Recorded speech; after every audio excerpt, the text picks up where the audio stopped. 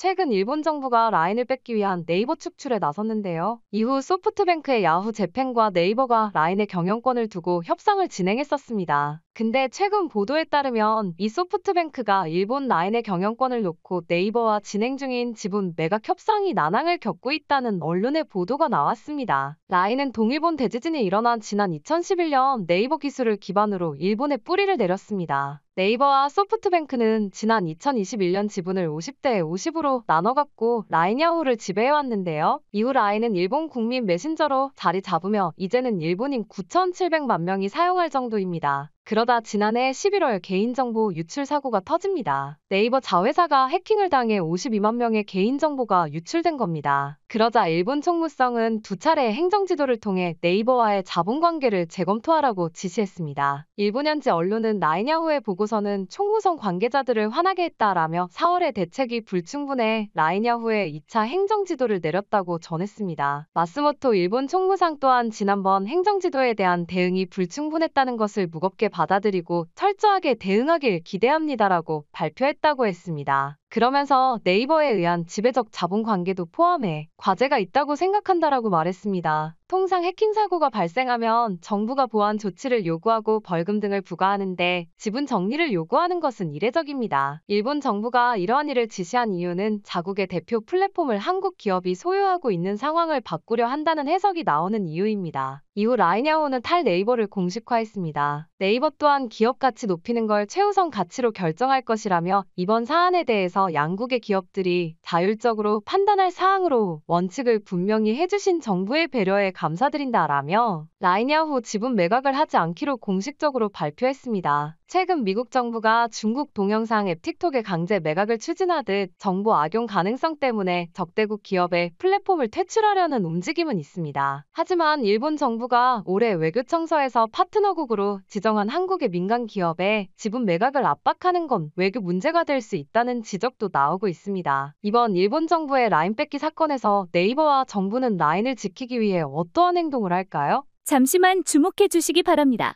제가 구독자분들을 위해서 깜짝 선물을 하나 준비했는데요. 평소 뉴스만 잘 챙겨보셔도 돈이 된다, 돈을 벌 수 있다라는 말씀을 드리고 싶습니다. 여러분들은 여기 보시는 이스라엘 하마스 전쟁 같은 뉴스를 보시게 되면 어떤 생각이 드시나요? 그냥 뉴스만 보고 끝내시는지 아니면 이 뉴스를 어떻게 이용할 수 있을지에 대한 고민을 하고 계시는지를 묻고 싶습니다.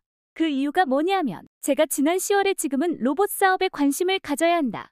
뉴스만 보고 그냥 넘기지 마시고 투자를 해보시는 쪽으로도 생각을 한번 해보셨으면 한다는 말씀을 드렸습니다.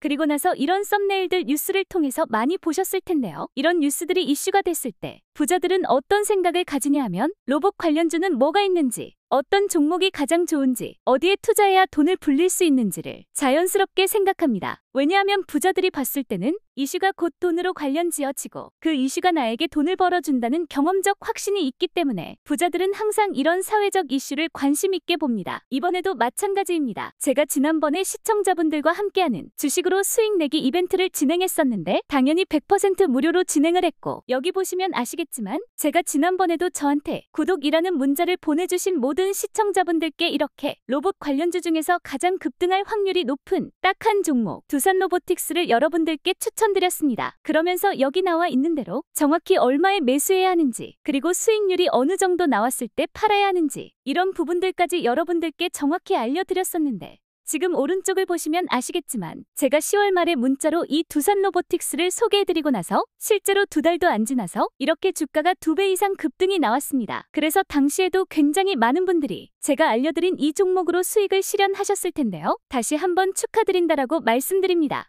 이번에도 마찬가지입니다. 최근에 이슈되고 있는 게 이스라엘 하마스 전쟁이기 때문에 우리가 어떻게 생각해 볼 수 있냐.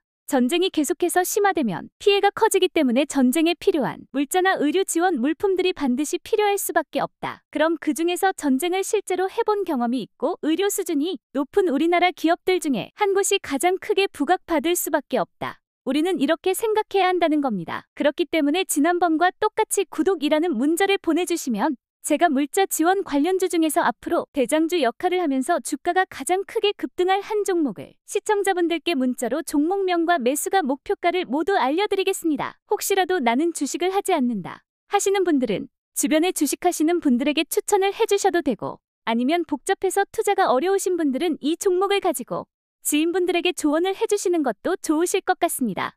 그래서 지금 이 영상을 보시는 시청자분들 중에 나도 이번 종목이 좀 궁금하다 하시는 분들은 부담 없이 제 번호 010-8178-922 번호로 저에게 구독이라는 문자 보내주시면 제가 이번에도 똑같이 무료 추천 급등주 문자를 보내드리겠습니다. 그래서 제 번호 010-8178-922 번호로 구독이라고 문자 보내주시면 여러분들이 직접 이슈를 통해서 돈 버는 연습을 해보실 수가 있으시고 제가 돈을 받고 투자를 해드리는 것이 아니니까 부담 없이 신청해 주시면 됩니다. 그리고 수익 내시면 다른 것은 바라지는 않습니다. 제 채널에 구독, 좋아요 한 번씩만 눌러주시면 감사하겠습니다. 다음에 더 핫한 이슈 좋은 종목으로 찾아뵙겠습니다.